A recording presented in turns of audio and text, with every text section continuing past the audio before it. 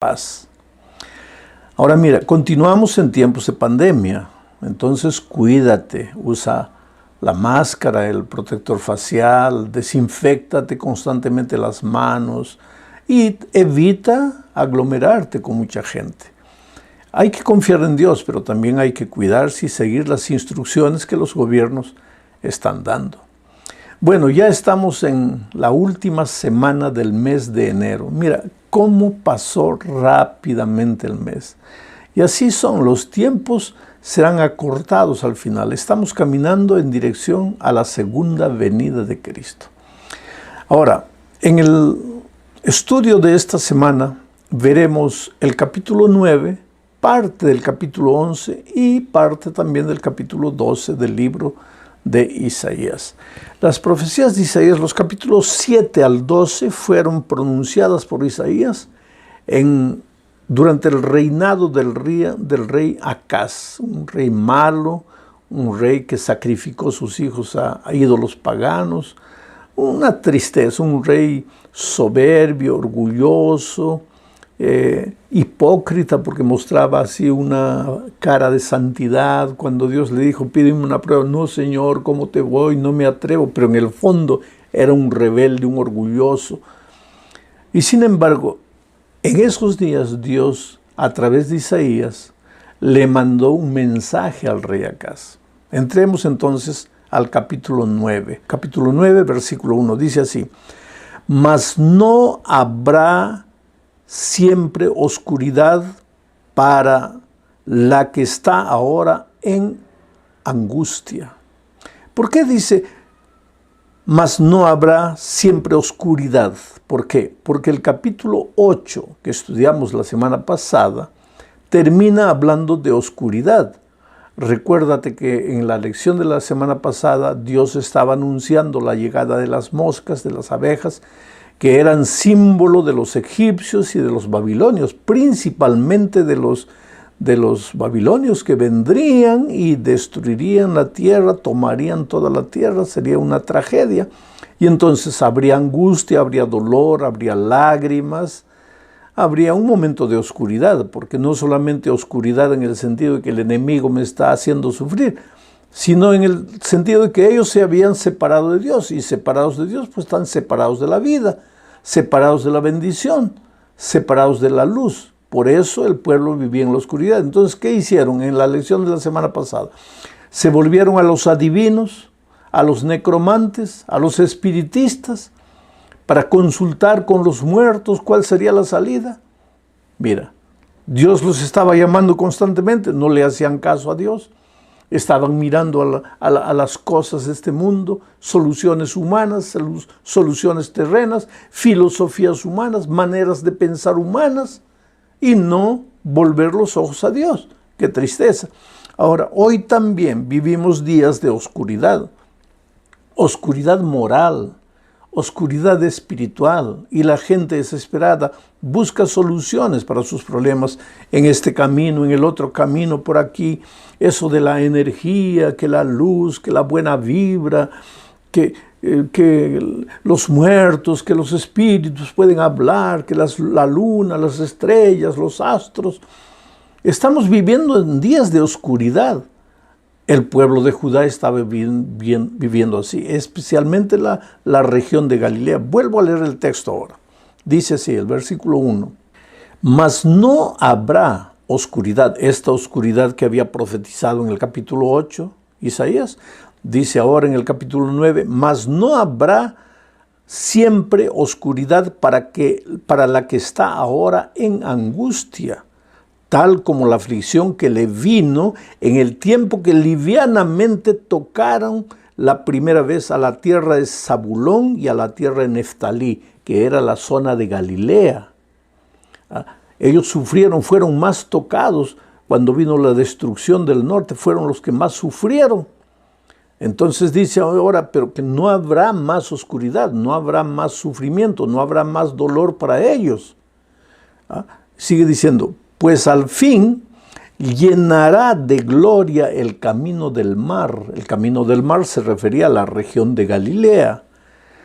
De aquel lado del Jordán, en Galilea de los gentiles. Ahora ya especifica Galilea. ¿Por qué la gloria llegará a esa región, a esa tierra de dolor, de sufrimiento y de oscuridad espiritual y moral? ¿Por qué? Dice, pues al fin llenará de gloria el camino del mar de aquel lado del Jordán en Galilea de los gentiles. ¿Cómo llegará esa gloria? El pueblo que andaba en tinieblas vio gran luz. Los que moraban en la tierra de sombra de muerte, luz resplandeció sobre ellos. Y aquí, queridos, se estaba refiriendo a un libertador que Dios les mandaría si ellos se arrepintieran, si ellos volviesen su corazón a Dios. Pero como no lo hicieron, el mensaje embutido aquí está hablando del Señor Jesucristo, que nació en Nazaret, a 29 kilómetros de la región de Galilea, y que desarrolló su ministerio e hizo sus milagros por todos esos lugares.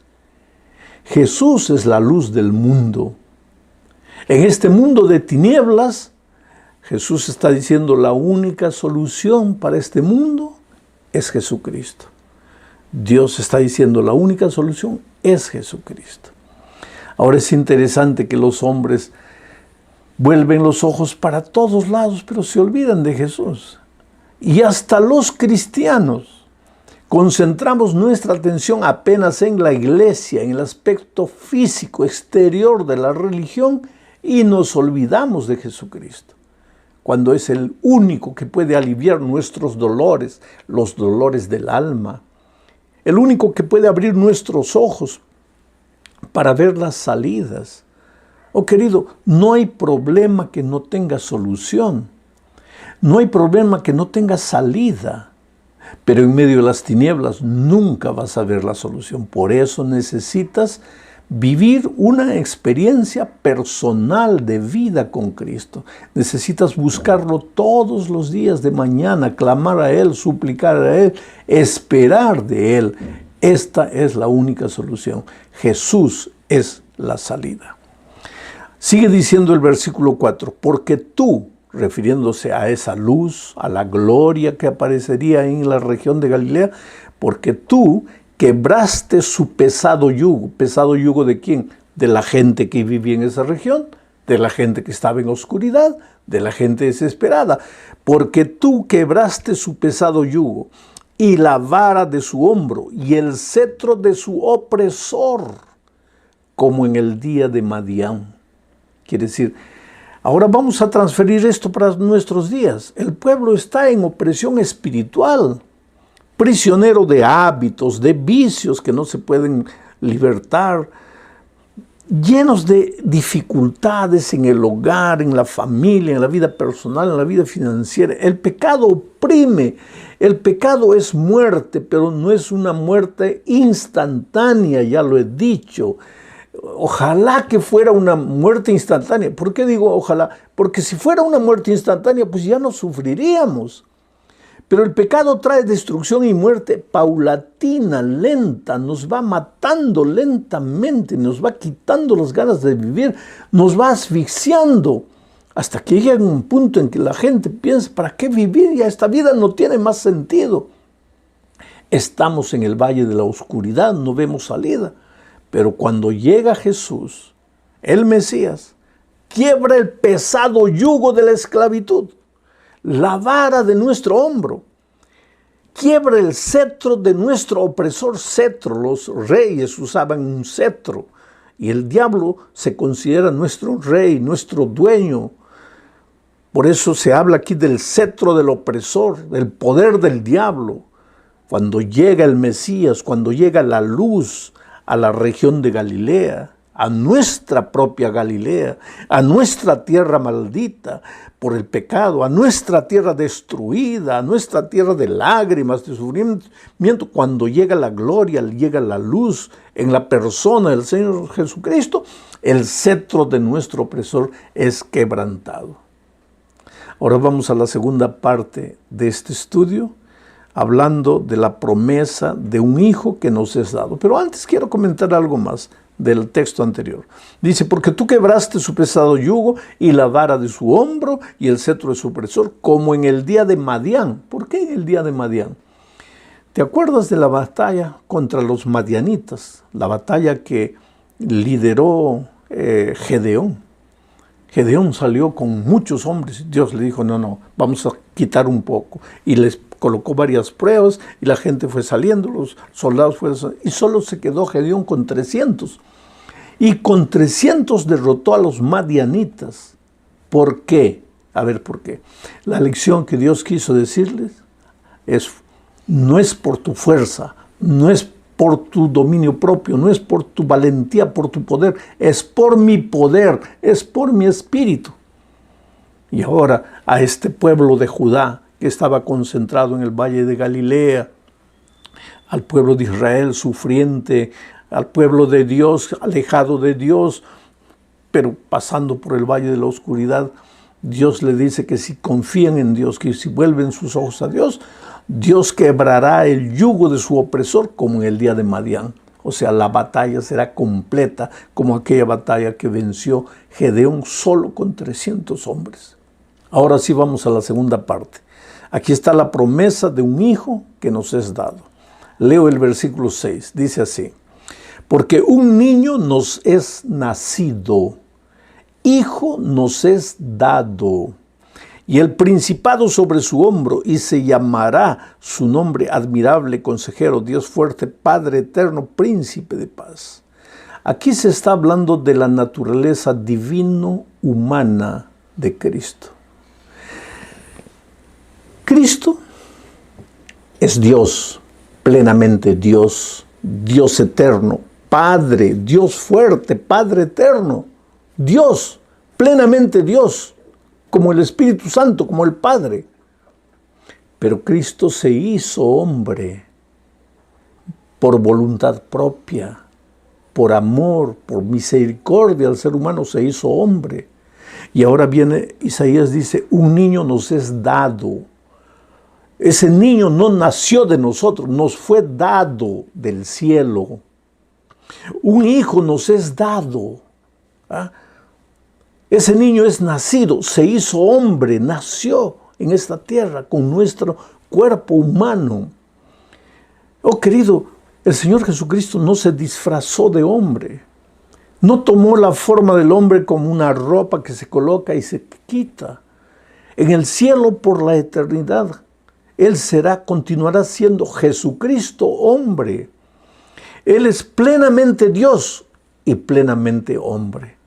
Pero cuando vino a esta tierra hizo un pacto con su Padre de que en esta tierra no usaría sus poderes divinos para nada. ¿Por qué? Porque Él venía a ocupar el lugar del ser humano. Y Él fue tentado en todo. Y no me digas que venció la tentación porque era Dios. No, porque si Él usase sus poderes divinos para vencer la tentación, estaría pecando. Por eso el diablo en el desierto de la tentación le dijo, si eres hijo de Dios, si eres hijo de Dios, lo estaba llevando a usar sus poderes divinos. Pero Él no usó. Y después de haber vivido una vida perfecta en esta tierra, por su dependencia del poder de Dios, porque al comienzo del día estaba en oración, al final del día muchas veces estaba en oración, era un hombre de oración, y por su comunión con el Padre pudo vivir una vida de obediencia.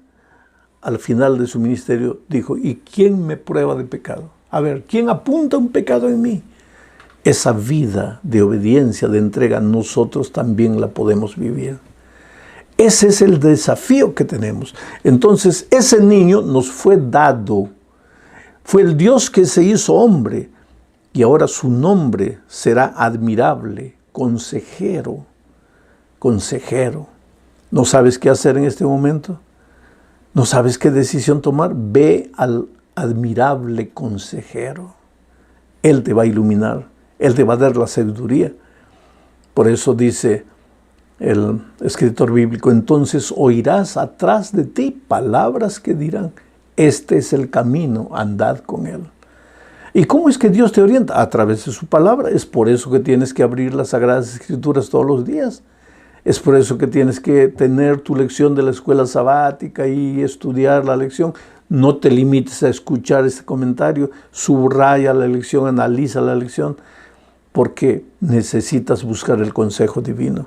Él es un Dios fuerte, entonces si tú te sientes débil, no te preocupes, porque tu Dios es un Dios fuerte. Si tú no tienes padres, no te preocupes, porque tú tienes un Padre eterno. Ahora, si tú eres peleador, discutidor, violento, recuérdate que tu Dios es un príncipe de paz. Trata de vivir en armonía, reflejando el carácter maravilloso de tu Dios. Entramos a la tercera parte. Aquí hablaremos de la ira de Dios. Ya expliqué muchas veces, la ira de Dios no es como la ira humana.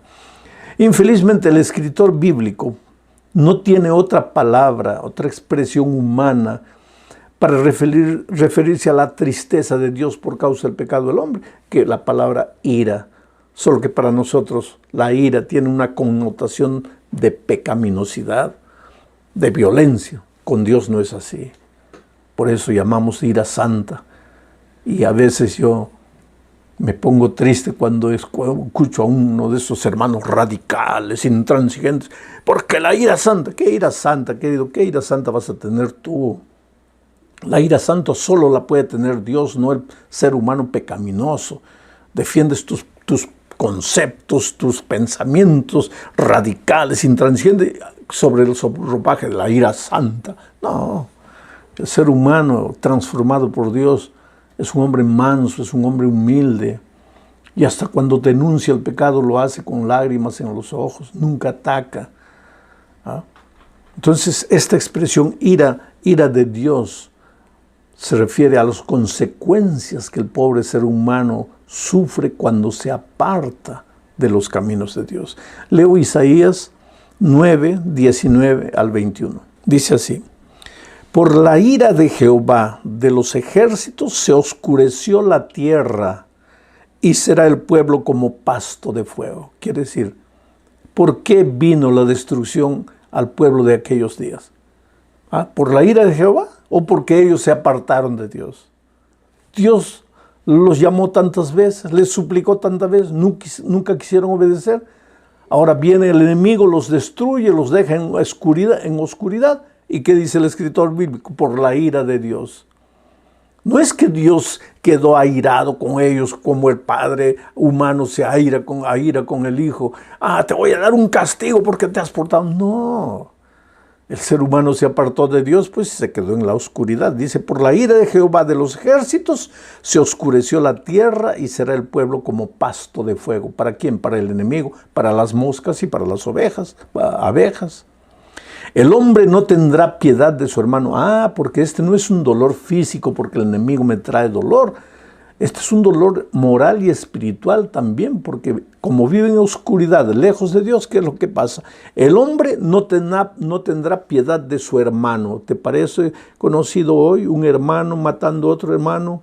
Un hermano peleando con otro hermano por un pedazo de tierra, un hermano atacando a otro hermano. Estoy hablando hasta de hermanos de sangre, un hermano hablando mal del otro.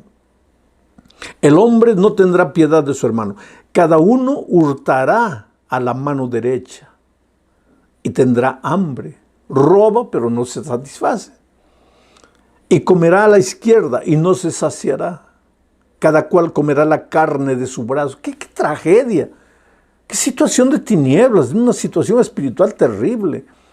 El hombre va por aquí, agrede, mata, roba y nunca está satisfecho. Y muchas veces en muchos países tú puedes ver líderes políticos que no entran a la política para buscar el bien de la nación, sino para enriquecer. ¿Y para qué enriquecen tanto? ¿Y para qué roban tanto? En fin, es la situación del mundo en que vivimos. Seres humanos que no están convertidos. Esta es la descripción de Judá de aquel tiempo. Cada cual comerá la carne de su brazo. Manasés y Efraín, esas dos tribus tenían el territorio pegaditos a la región de Galilea, en la región de Galilea. Manasés y Efraín atacará y Efraín a Manasés, y ambos se unirán contra Judá. Vamos a la parte 4. Raíz y vástago en una sola persona. Entramos ahora al capítulo 11, versículos 1 y 2. Dice, saldrá una vara del tronco de Isaí, y un vástago retoñará de sus raíces. No decimos que Jesús vino del linaje de David, pero aquí no se menciona a David, se menciona a Isaí, el papá de David. David era rey, y cuando nos referimos a Jesús, descendiente de David, nos referimos a Jesús el rey. Pero Isaí, el papá de David, era un agricultor, campesino, siervo. Y cuando aquí Isaías se refiere a Jesús como del linaje, como el vástago, el que sale del linaje de Isaí, se está refiriendo a su origen humilde. ¿Te acuerdas que en Isaías 53, Isaías mismo repite que nadie vio hermosura en el Señor Jesucristo? Fue como un retoño que salió de la tierra seca y nadie le prestó atención. Es que, querido, Jesús quiere ser el rey de tu corazón, debe ser el rey de tu corazón. Pero cuando vino a esta tierra, Él no atrajo la atención para sí mismo. Él fue un siervo humilde. Él no dijo, soy del linaje de David, sino soy del linaje de Isaí. Mis orígenes humildes. Vivió los 12 primeros años de su vida ayudando a su padre en la carpintería. No apareció para nada. Y durante todo su ministerio hacía un milagro y le decía, no lo digan a nadie. Y desaparecía y se escondía y se recogía. Era un hombre de oración, de humildad, de mansedumbre. No de aparecer, de quedarse ahí dando autógrafos, tomando fotografías. No.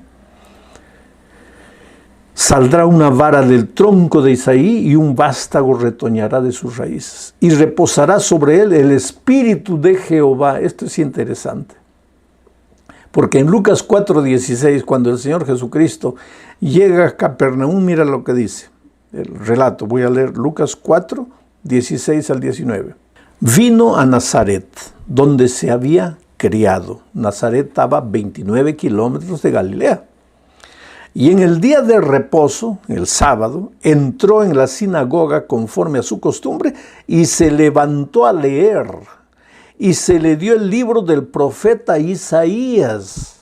Y habiendo abierto el libro, halló el lugar donde estaba escrito, el Espíritu del Señor está sobre mí. ¿Te das cuenta? Y ahora Isaías, en la profecía que leímos ahora, vuelvo a repetir el texto, dice así, saldrá una vara del tronco de Isaí y un vástago retoñará de sus raíces. Era Jesús. Y reposará sobre él el Espíritu de Jehová. Y Jesús fue un hombre que caminó en el Espíritu. Fue engendrado por el Espíritu. Cuando lo estaban persiguiendo pequeñito, el Espíritu apareció a José y le dijo, lleva al niño a Egipto. Fue bautizado. En el momento de su bautismo, el Espíritu apareció y habló. Fue llevado por el Espíritu al desierto para ser tentado. Hizo los milagros grandes de su vida por el Espíritu Santo. Y finalmente en la cruz del Calvario expiró en el Espíritu. Oh, cómo quisiéramos nosotros ser hombres llenos del Espíritu de Dios. Llegamos al fin de este estudio hablando del consuelo de Dios. El capítulo 12 es una pequeña poesía. Isaías capítulo 12, versículos 1 y 2. Dice, en aquel día, dirás, en aquel día, cuando Jesús venga, cuando tú lo aceptes a Jesús, porque de nada vale que Jesús haya venido a la tierra si tú no lo aceptas. Pero en aquel día, cuando tú abras tu corazón a Jesús, cuando Jesús sea una realidad en tu vida, cuando aprendas a vivir una vida de comunión diaria con Él, en aquel día cantaré a ti. Yo te voy a leer de otra manera. Cantarás a Dios, oh Jehová. Pues aunque te enojaste contra mí, dice Isaías, él dice, en aquel día, Señor, cuando llegue la salvación a mi vida, cantaré a ti. Pues aunque te enojaste contra mí, tu indignación se apartó y me has consolado. He aquí, Dios es mi salvación, salvación mía, porque me aseguraré y no temeré, porque mi fortaleza y mi canción es Jehová, quien ha sido salvación para mí. 3 frases. Dios es mi salvación. Jehová es salvación mía. Tú me has consolado. La salvación no es algo que llega a tu vida, es alguien que entra en tu corazón. Porque cuando